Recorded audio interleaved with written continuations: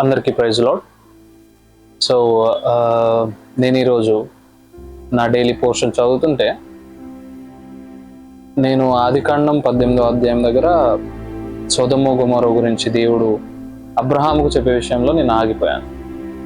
ఆయన 50 మెంబర్స్ నుంచి స్టార్ట్ చేసి లాస్ట్ 10 మెంబర్స్ ఒకవేళ రైటియస్ పీపుల్, నీతిమంతులు ఒకవేళ ఉన్నట్లయితే నీవు సొదొమ పట్టణాన్ని నువ్వు కాపాడుతావా అని ప్రభువుతో అడిగాడు, యెహోవాతో అడిగాడు.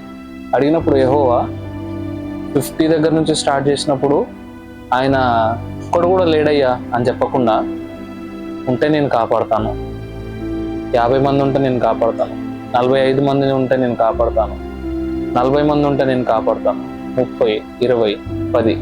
సో ఇక్కడ నా క్వశ్చన్ ఏంటంటే, అబ్రహాము ఆ 10 అనే సంఖ్య దగ్గర ఎందుకు ఆపేశాడు?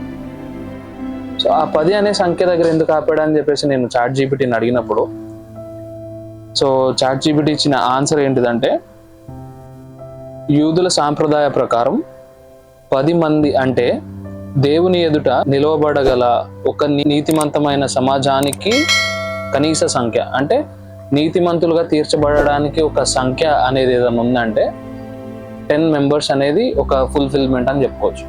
సో అందుకు అబ్రహాము ఆ 10 సంఖ్య దగ్గరకు వెళ్ళి 10 మంది ఉంటే నేను కాపాడుతాను అన్నప్పుడు ఇంకా అబ్రహాం అక్కడ స్టాప్ చేసేసాడు అనమాట.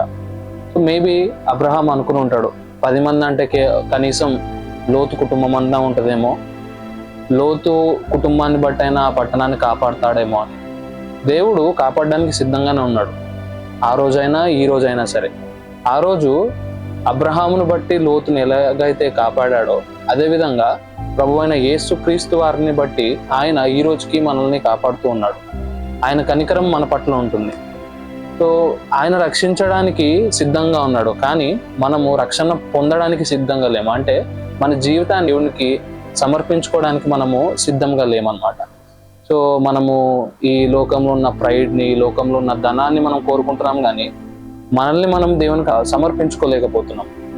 సో ఎప్పుడైతే మనల్ని మనం సమర్పించుకుంటామో దేవుడు కాపాడడానికి సిద్ధంగా ఉన్నాడు. So my dear brothers and sisters, ఎవరైతే తన జీవితాలను ఇంకా ప్రభువు తట్టు తిప్పుకోలేదో, ప్రభువు తట్టు తిప్పుకొని ఆయన యొక్క మాధుర్యాన్ని మన జీవితంలో మనం అనుభవించాలంటే మన హృదయాలను మనం ఆయనకు అప్పగించాలన్నమాట. అప్పగించినప్పుడు మాత్రమే మనము ఆయనతో ఏకమై ఆయన సన్నిధిలో మనం ఉంటాము. Thank you so much.